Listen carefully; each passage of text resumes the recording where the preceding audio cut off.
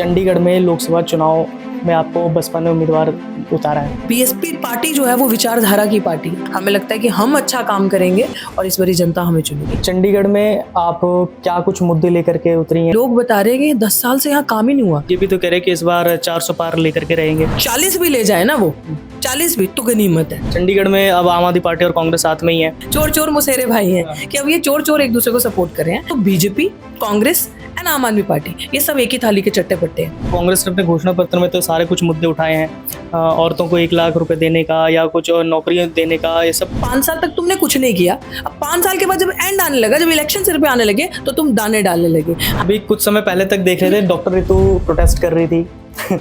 अब कुछ social media पे काफी वायरल भी हुआ था। अगर डेमोक्रेसी सच में है इस भारत में, तो आवाज उठाना, विद्रोह करना जरूरी है। आप दिल्ली में आपने पढ़ाया सब कुछ, लेकिन पर क्या आपको क्या लगा कि मैंने चंडीगढ़ से ही चुनाव लड़ना है? क्या अब जो चंडीगढ़ की जनता ने मुझे खुद बुलाया है। नमस्कार, आप देख रहे हैं अमर उजाला। मैं हूं आपके साथ चंद्र प्रकाश नीरज। आज हम मौजूद हैं डॉक्टर रितु के साथ में, जो चंडीगढ़ से बसपा की उम्मीदवार हैं। आज हम उनसे पूरा चर्चा करेंगे कि लोकसभा चुनाव को लेकर के क्या तैयारियां हैं और उनके क्या मुद्दे लेकर के वो चुनाव में उतरे हैं। मैम, आपका बहुत बहुत स्वागत है। बहुत बहुत शुक्रिया आपका भी। मैम, चंडीगढ़ में लोकसभा चुनाव में आपको बसपा ने उम्मीदवार उतारा है। कांग्रेस से मनीष तिवारी हैं और संजय टंडन भाजपा से हैं। इन दोनों के सामने आप अपने आप को कहाँ देख रही हैं कि मतलब आप को उम्मीद है कि आपको अच्छा खासा वो सपोर्ट लोगों से मिल पाएगा? बिल्कुल, काम करने वाले को हमेशा ही सपोर्ट मिलता है और मैं उनके सामने, मेरे कोई कंपटीशन थोड़ी है। मेरा कंपटीशन मेरे खुद के साथ है। एंड जनता हमेशा आपको काम पे वोट देगी। अब वो टाइम गया और मुझे लग रहा है कि जो एक बहुत स्टीरियोटिपिकल लोगों के दिमाग में एक नोशन होता है कि नहीं, ग्लैमर इंडस्ट्री से कोई आया उसको वोट दो। उन्होंने देख लिया ग्लैमर इंडस्ट्री से 10 साल तक आपके बीच में वो इंसान चल के नहीं आए बीजेपी के।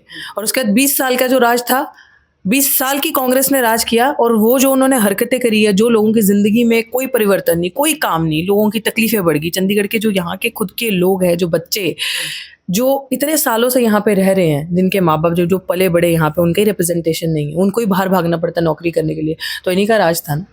सो we have a competition with ourself. हमें लगता है कि हम अच्छा काम करेंगे और इस बारी जनता हमें चुनेगी काम करने वालों को। चंडीगढ़ में आप क्या कुछ मुद्दे लेकर के उतरी हैं कि आप क्या कुछ देख रहे हैं कि यहाँ पे किस चीज़ की कमी है और क्या आप उस चीज़ को सुधारने के लिए आप उतरी हैं? मतलब बड़ा अच्छा सवाल है आपका ये, जो आपने कहा ना कि चंडीगढ़ में क्या कुछ मुद्दे लेके उतरे हो और क्या हमें करना चाहिए। चंडीगढ़ में मुद्दे ही मुद्दे हैं।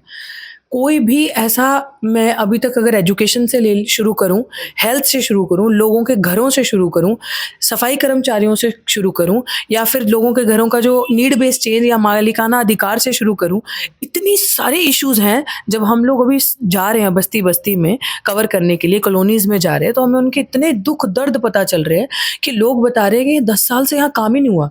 कल मैं सेक्टर 15 की मार्केट में दौरा कर रही थी। वहाँ पे कुछ हॉकर्स ने मुझे बुलाया था, जिनका 1 साल पहले हम कुछ केस देख रहे थे। जो स्ट्रीट वेंडर्स होते हैं, वेंडर्स इतने प्रताड़ित और इतने परेशान हैं कि उन्हें एक ऐसी वेंडिंग जोन दे दी है जहाँ पे फुटफॉल ही नहीं है, जबकि वेंडर्स अकेले ही 50,000 वोट आपको करते हैं। तो वो आपसे परेशान है।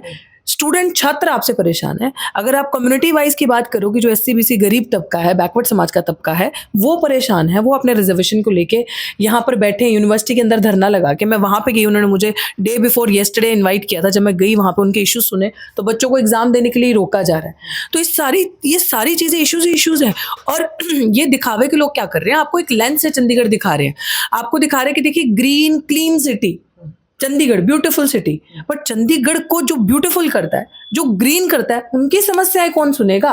वो लोग जिनको आपने ठेके पे नौकरियां दे दी, ठेकेदार उन्हें परेशान करते हैं। वो लोग जो सुबह उठ के सफाई कर रहे हैं, सफाई कर्मचारी जो सफाई करने के लिए जाते हैं, उनके घर का अगर कोई मर जाता है, उनको उस चीज़ का मुआवजा नहीं मिलता। वो लोग, उनके घर के अंदर अगर आप देखो हेल्थ कैसे रिलेट होता है, ये बहुत समझने की ज़रूरत है। कि सफाई कर्मचारी है, उसको आप ठेके को दे दिया, सरकार ने अपने हाथ उठा लिया कि मेरी कोई जिम्मेदारी नहीं है, उसको आपने ठेके प्रथा पे दे दिया। अब ठेकेदार आएगा, उसको रखेगा, ना ग्लव्स है ना मास्क है, और वही ठेकेदार उनको गंदे सीवर में गंदे बदन उतारते हैं, क्योंकि सरकार मजबूर करती है सारे काम करने के लिए। वहां पर उनकी जान चली जाती है, वो लोग मर जाते हैं। आधे लोगों को बीमारी लग जाती है। आधे लोगों के घरों के बाहर आपने डंपिंग जोन बना दिया है। ये सारे इश्यूज कौन करेगा इन पे काम? कब किया भाजपा ने इन चीजों पे काम? कब किया कांग्रेस ने? और अगर आप आज बात करते हो कि हम लोग क्या मुद्दे लेकर उतर रहे हैं और ये इन लोगों ने क्या किया। भाई सीधी सी बात है, ये लोगों को समझने की जरूरत है। अगर इन लोगों ने काम किया होता तो ये कर देते। ये वो लोग हैं जो आपकी पूंछ को दबा के रखेंगे, आपको पूरा फ्री नहीं करेंगे, हाथी पूरा नहीं निकालेंगे, उसकी पूंछ पे पैर रखेंगे ताकि अगले 5 साल तक फिर कोई मुद्दा प्रोपेगेंडा चाहिए ना इनको आपको सताने के लिए और काम करने के लिए। फिर किस चीज पे आप वोट दोगे? अगर आपके मसले हल होगी तो इनको वोट दोबारा कैसे मिलेगा? कैसे ये उस चीज का प्रोपेगेंडा करके या दूसरी पार्टीज प्रोपेगेंडा करके इस चीज को उठाएंगी? तो बीजेपी, कांग्रेस एंड आम आदमी पार्टी, ये सब एक ही थाली के चट्टे पट्टे हैं। पर बीजेपी तो कह रहे हैं कि इस बार 400 पार लेकर के रहेंगे। बिल्कुल बिल्कुल, मैं कहती हूँ 40 भी ले जाए ना, वो 40 भी तो गनीमत है कि जिस गांव गली में तुम जा रहे हो धक्के मार के लोग पीछे भाग रहे हैं, किसानों के वहां जा रहे हो तो डंडा लेके पीछे लगे हैं भगाने के लिए, कोई तुम्हें रैलियां नहीं करने दे रहा, रैलियों में तुम्हारी कुर्सियां खाली हैं and still you have this confidence because you gain this confidence कि आप ईवीएम मैनिपुलेट करोगे और आपको वहां से वोट आ जाएंगे। बट मैं लोगों से ये कहती हूँ कि जग जाहिर है कि बीजेपी जितनी बड़ी अपराधी पार्टी, लोगों का हक खाने वाली पार्टी, बहन बेटी की इज्जत ना करने वाली पार्टी और क्रिमिनल्स को अपनी पार्टी में शह देने वाली पार्टी से बड़ा कोई नहीं है, आपने देख लिया।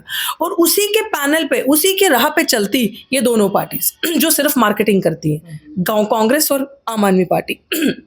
एक ने तो आपको सामने करके दिखा दिया, डायरेक्ट पॉइजन दे के बीजेपी ने। अब these parties give you slow poison.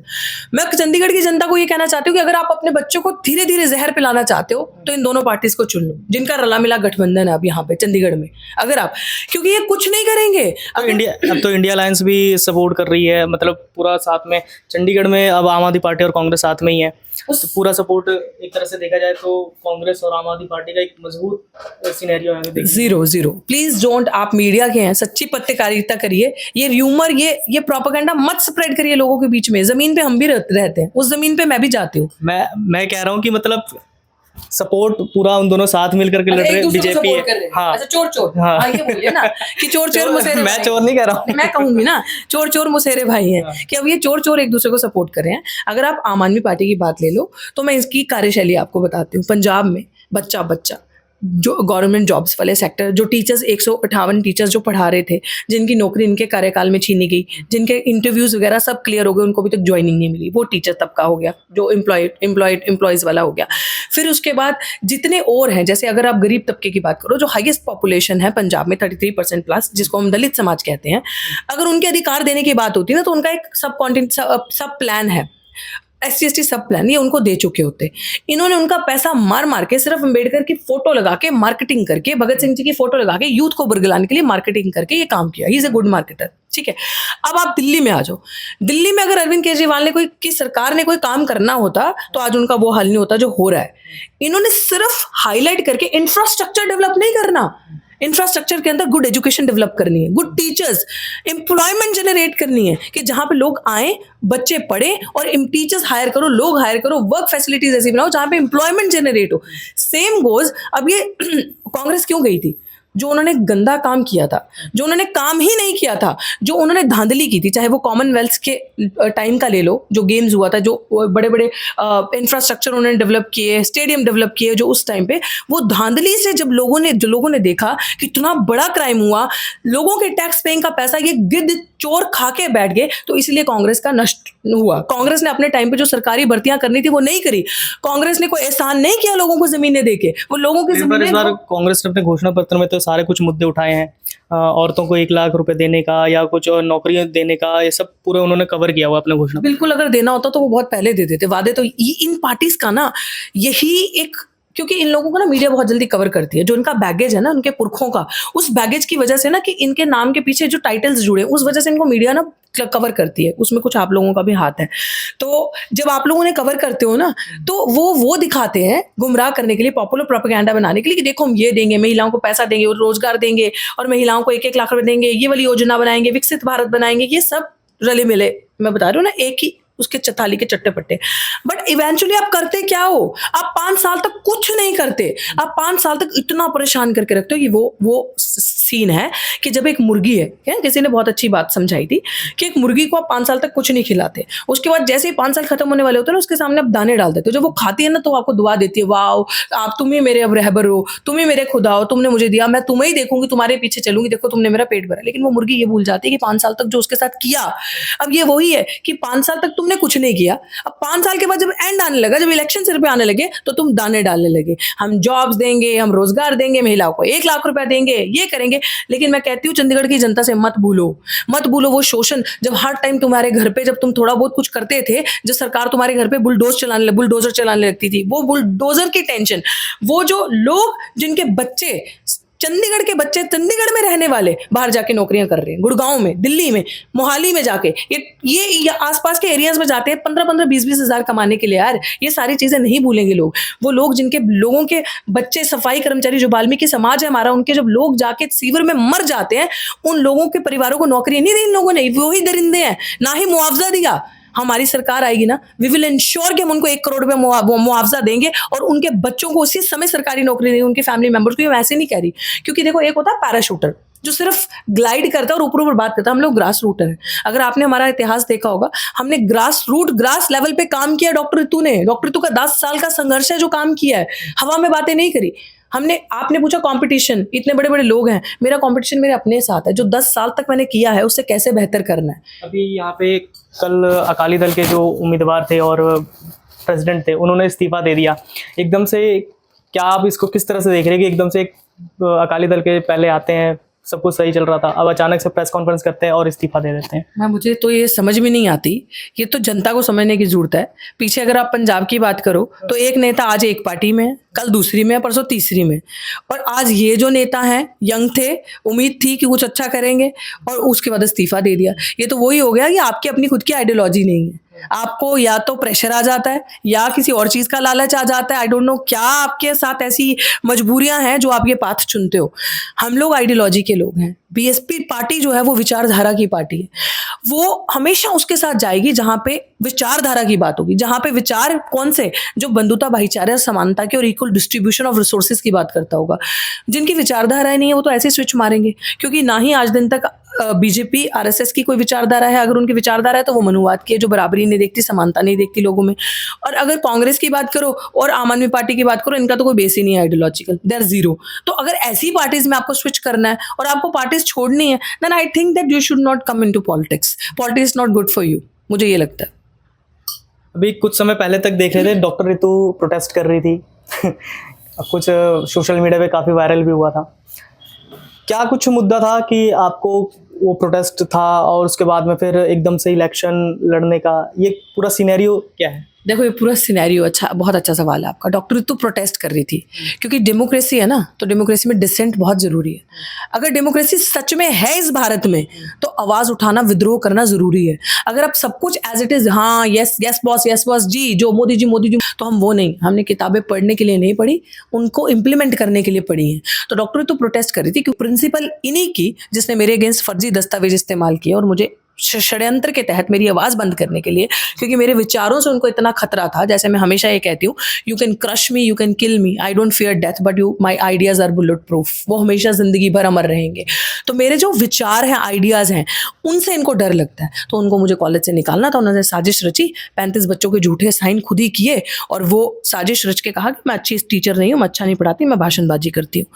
और वो जब मेरे को पता चल गया कि ये क्राइम है, क्योंकि ये फ्रॉड पहले भी बहुत लोगों के साथ करते हैं, जहाँ पुराने कॉलेज में थी और इनका पास रिकॉर्ड भी ऐसे। उसके बाद जब उन्होंने उनका रिकॉर्ड, मैं जब उनके ऊपर एफआईआर करवाई और कोर्ट में लेकर गई उनको घसीट के, तो जब इन्वेस्टिगेशन हुई तो पता चलता है कि वो जो 35 बच्चे मेरे अगेंस्ट लगाए थे सिग्नेचर करके, वो मेरी क्लास के पढ़ाए हुए तो थे ही नहीं। वो पूरे कॉलेज के अंदर उस 35 बच्चों के नाम का एक भी डेटा नहीं था, एक भी बच्चा मैच नहीं हो रहा था। और उस क्रिमिनल पे चार्जशीट जमा हो चुकी है, एक नहीं दो। और जो धाराएं, जो सेक्शन उन पे लगी हैं, उस धाराओं के हिसाब से वो जेल की सलाखों के पीछे होनी चाहिए थी। वो नॉन बेलेबल है। ना ही तो पुलिस प्रशासन उसे अरेस्ट कर रहा है, ना डीयू एडमिनिस्ट्रेशन उसे सस्पेंड कर रहा है। तो सबने उस क्रिमिनल को प्रोटेक्ट करके रखा है। तो जस्टिस नाम की तो चीज ही नहीं है। तो डॉक्टर ऋतु के पास क्या ऑप्शन बचा? I need to prove people कि हमें लड़ना है, हमें मरना नहीं है, हमें सिस्टम को हराना है। तो इसलिए मैं धरने पे बैठी। मैंने 229 दिन का धरना किया। जब उनको लगा कि देशव्यापी पूरे ये धरना एक इंटरनेशनल पहचान बना चुका है और लोग सपोर्ट कर रहे हैं, और एक महिला को लड़ते देख के, वो भी गरीब पिछड़े समाज की महिला को जब लड़ते देख रहे हैं इस तरीके से, तो उनको लगा कि हाँ ये सच की आवाज़ है। तो उन्होंने वहाँ पे धारा 144 लगा दी। जब एक धारा 144 लगाई जहाँ पे 4 लोग एक साथ नहीं बैठ सकते, तो यकीनन मेरे पे 11 एफआईआर करी उन्होंने। लगातार एक दिन छोड़ के एक दिन एफआईआर करी।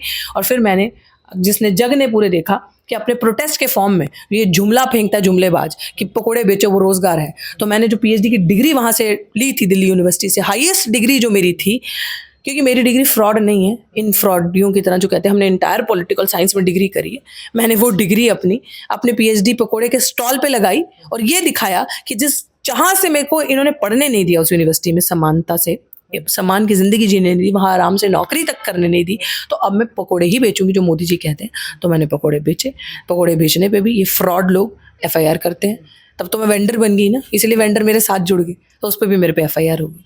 तो आप दिल्ली में आपने पढ़ाया सब कुछ, लेकिन पर क्या आपको क्या लगा कि मैंने चंडीगढ़ से ही चुनाव लड़ना है, या क्या आपका रहा था कि आपने सामने से कहा कि मैं वहाँ से लड़ना चाहता हूँ, या कुछ आपने देखा यहाँ पे कि यहाँ से लड़ना मेरे लिए ज़्यादा बेहतर रहेगा? देखो, मेरे आधे से ज़्यादा खानदान चंडीगढ़ में रहता है, मेरा अपना परिवार, मेरी बहनें चंडीगढ़ में रहती हैं, और मैं खुद MCM DAV की मैंने पूरी पढ़ाई नहीं करी, बीच में छोड़ दिया था कॉलेज क्योंकि मेरी तबीयत ख़राब हो गई थी, तो मेरा Chandigarh is like second home.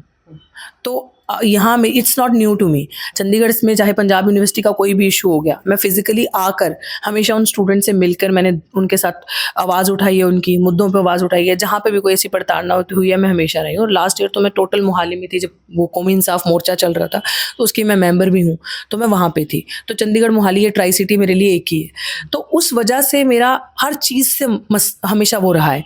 और क्योंकि मैं वेंडर्स के साथ बहुत पहले से कनेक्टेड हो गई, दिल्ली में जहाँ हम रहते हैं पढ़ते थे, तो वहीं पे कमला मार्केट पास में, तो जब भी कोई वेंडर स्ट्रीट वेंडर्स के अधिकारों का हनन होता था, उनको पुलिस अत्याचार करती थी, मारती थी, तो मैं उनके साथ जाके खड़ी होती थी, उनकी आवाज़ उठाते थे, उनके केसेस हमारा जो ऑर्गेनाइजेशन है वो करती थी। उसके बाद क्या हुआ कि ये वेंडर्स जो थे चंडीगढ़ के, इन्होंने लास्ट ईयर मुझे बुलाया, तो मैं हमेशा 3-4 बार आई, मैंने इनके मुद्दे सुने, इनके मुद्दे सॉल्व करने की कोशिश की, इनके केस में कोर्ट केसेस तक लेके गई जो इन पे फर्जी पर्चे थे, तो एक कनेक्शन हर लेवल पे मेरा बना। और क्योंकि अधिकतर जो कॉलोनीज हैं उनमें हमारे लोग रहते हैं, तो उनके मुद्दे इतने मेरे साथ रिलेट करते हैं कि हम कोई, मैंने आपको बताया ना कि वो ग्लैमर इंडस्ट्री के बच्चे नहीं हैं, हम कोई उन मंत्री संतरियों के बच्चे नहीं, हम इन्हीं के बच्चे हैं जो कॉलोनीज और बस्ती में बसते हैं। तो उनके मुद्दे मेरे साथ इतने ज़्यादा रिलेटेड है कि मैं उन्हीं की बच्ची हूँ, उन्हीं के बीच में से पली हूँ। और मुझे ये लगता है कि अब जो चंडीगढ़ की जनता ने मुझे खुद बुलाया है यहाँ पे, हमारी जो बहुजन समाज पार्टी है, जब उन्होंने सर्वे किया, जब उन्होंने मेरे बारे में जाना कि 90% लोग मुझे जानते हैं, 90% लोग वो हैं जो मेरे धरने पे आए, और मैं खुद इनके बीच में आती जाती रहती हूँ, मेरा परिवार यहाँ है, तो उन्होंने मुझे ये इतनी बड़ी जिम्मेदारी दी दैट आप एक बेस्ट आवाज़ हो, क्योंकि आप इनमें से निकले हो। और मैं जनता को भी ये कहना चाहती हूँ, आपका नेता वो नहीं होना चाहिए जो बड़ी बड़ी AC की गाड़ियों में से निकले, जो बड़े बड़े हवाई जहाज़ों में से उतर, जो आपको मूर्ख बना के जाए। आपका नेता वो होना चाहिए जो आपकी लड़ाई आपके साथ लेके जंग के मैदान में आपके आगे होकर लड़े, ना कि वो बड़े बड़े फ्रॉड वादे करे, बड़ा बड़ा अच्छा सूट बूट पहन के आए और दोबारा वो 5 साल आपके बीच में ना आए। जनता फैसला करेगी और पक्का इस बारी फैसला हमारे हक में करेगी, मुझे पूरा विश्वास है। तो ये थी हमारे साथ में डॉक्टर रितु, जिनसे हमने पूरा इस चर्चा किया कि क्या मुद्दे लेकर के वो इस चुनाव में उतरी हैं, और क्या कुछ उनका कंपटीशन को लेकर होता है कि उनका कंपटीशन खुद के साथ में ही है। तो अब तो 4 जून को पता लग जाएगा कि क्या कुछ नतीजे आए हैं और किस तरह का माहौल रहा। नमस्कार। अगर आप ये वीडियो YouTube पर देख रहे हैं तो हमारे चैनल को सब्सक्राइब करें और बेल आइकन को दबाना ना भूलें। अगर आप Facebook पर ये वीडियो देख रहे हैं तो हमारे पेज को लाइक करें।